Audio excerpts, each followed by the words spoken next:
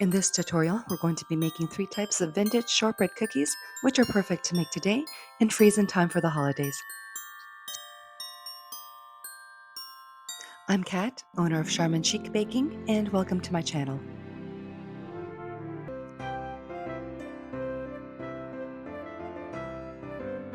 The first shortbread type cookies I'm going to make are these Almond Crescents taken from a 1990 Better Homes and Garden magazine that I've cherished for years. But as you can see, it's starting to come apart, so I really should tape this. The ingredients call for butter or margarine, I'll be using butter, quick or old-fashioned oats, and I'll be using the quick oats, and either vanilla or almond extract, and I'll be using both. Start by adding the salt to the flour and give it a good mix.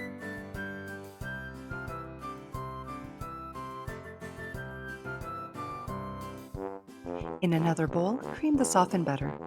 This is a vintage recipe, so I'm going to be using a hand mixer, as stand mixers were probably not available back in the 90s or were very expensive.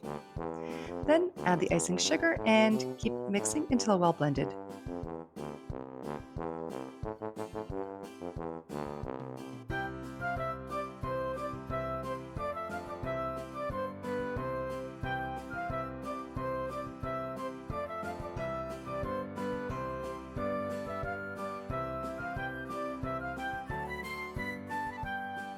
Then add the almond and vanilla extracts and continue to mix until creamy. Oops, I got a couple of splashes of vanilla there on my counter.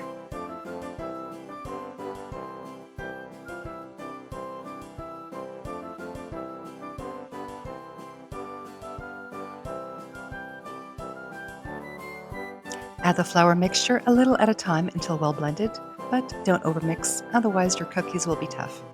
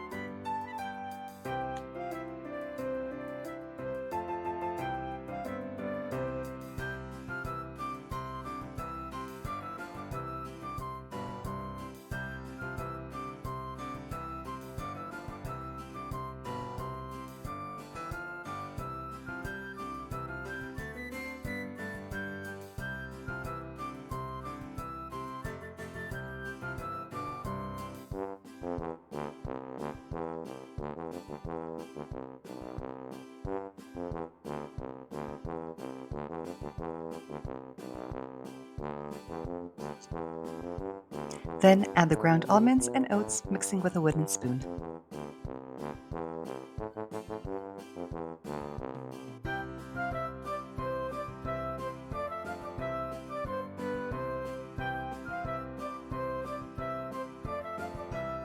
The dough will be firm, so this is definitely a good arm workout. Then chill the dough for at least 1 hour to make it easier to roll out.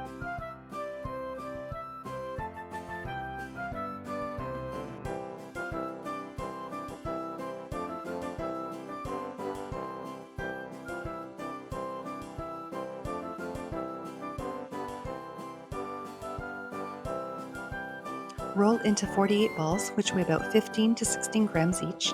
Then roll each ball in a 3-inch log and shape into a crescent. If the dough cracks, press it together until smooth. If you have warm hands, your dough will come together easily, but my hands are always cold, so I have this problem. I'm using this half-sheet pan, which will hold 48 crescents, as they won't spread out much.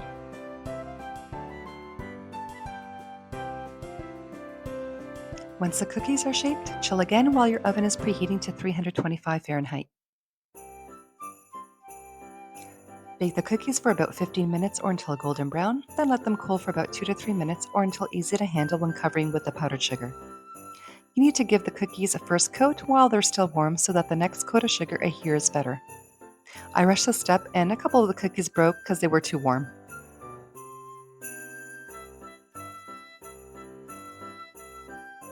I'm going to dip half of the cookies in milk chocolate before dusting them with icing sugar. You can use any type of chocolate and it doesn't need to be tempered. Just slowly melt the chocolate in the microwave for 30 seconds at a time. Shake off the excess and then set the cookies back on the parchment paper to dry. Once the cookies are cooled, you can give them another coat of powdered sugar.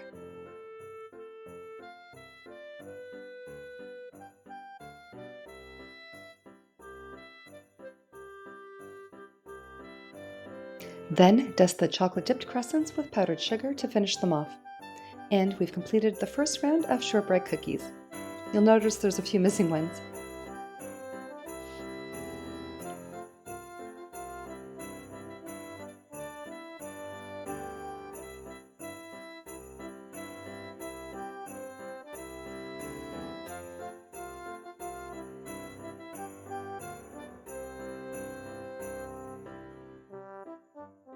Next cookies I'm making is from the same magazine and are called either honey sandballs, also known as snowballs, or in this case, pecan balls. The recipe calls for butter, not margarine, but Bissell has launched a plant-based butter this year that's supposed to be good for baking, so I'm going to test it out to see how it performs. The good thing is that it also comes in sticks. Same as last time, start by mixing the softened butter or plant-based butter with a mixer until creamy.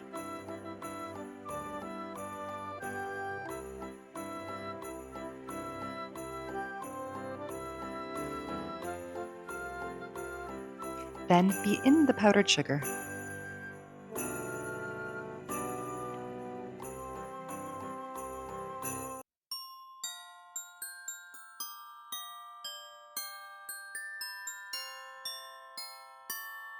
In another bowl, combine the flour and salt.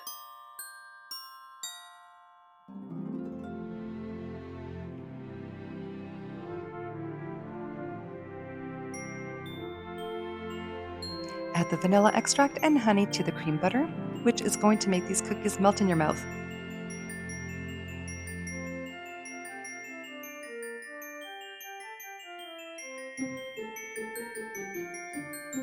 Add the vanilla extract and honey.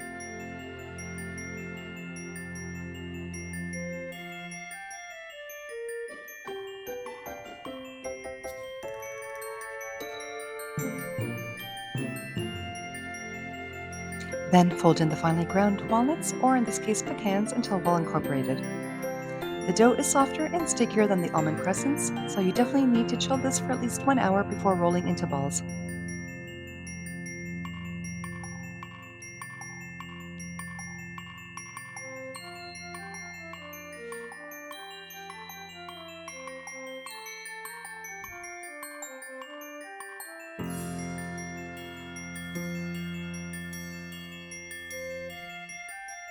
Roll into 48 balls, which also weigh about 15 grams each, then chill the dough again while the oven is preheating to 325 Fahrenheit and bake for about 15 minutes. While the cookies are still warm but easy enough to handle, roll them in the powdered sugar.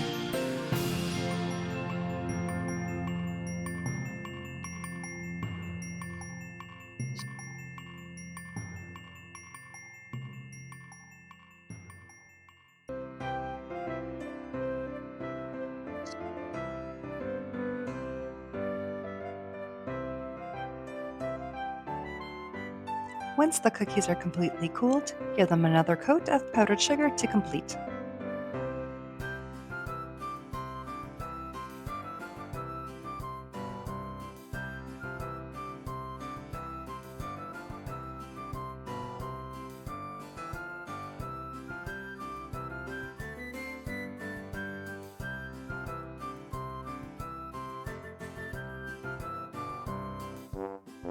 The last of the vintage shortbread cookies, which is not in this magazine but is one of my old-time favorites, is Toblerone Shortbread.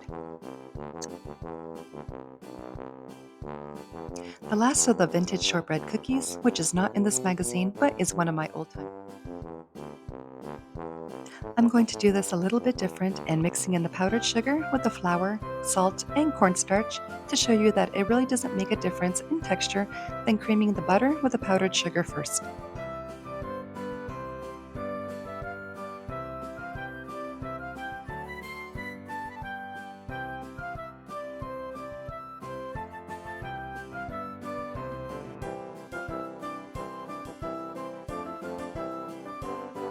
In another bowl, cream the softened butter with a mixer, then add the vanilla extract and continue mixing until smooth.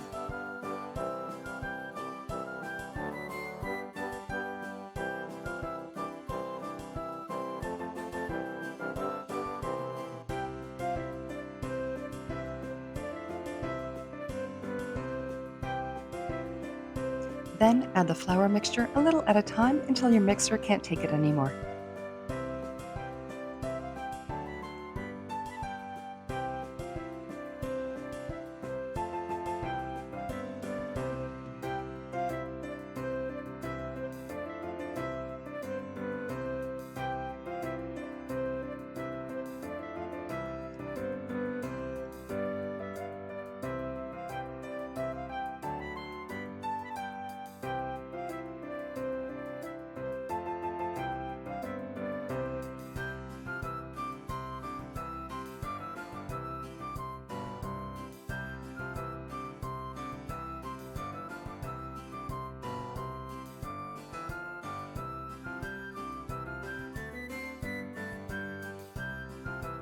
Switch to hand mixing the rest of the flour. You'll know this dough is stiffer than the other two.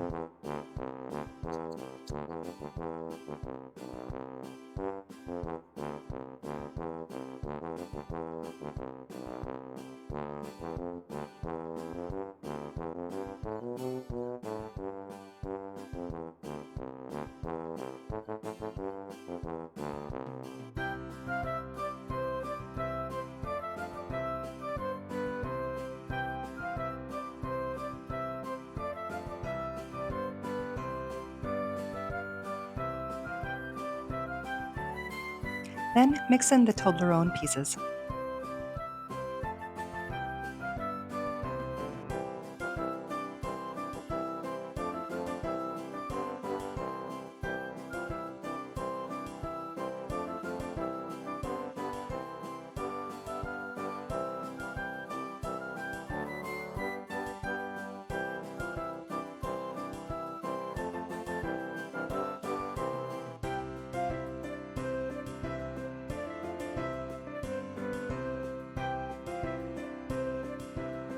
No need to roll into balls, simply place 24 mounds of dough onto a baking sheet lined with parchment paper.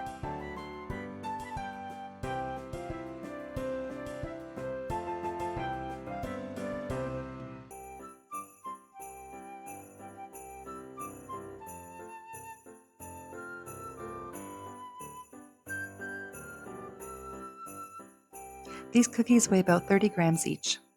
Chill the dough again while preheating your oven to 350 Fahrenheit and bake for about 15 minutes or until slightly golden brown. Once the cookies have cooled, give them a little dusting of powdered sugar.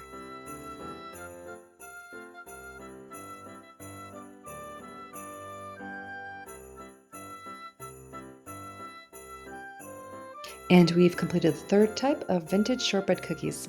Remember, you can bake these ahead of time and store in airtight containers in the freezer until ready to serve at room temperature.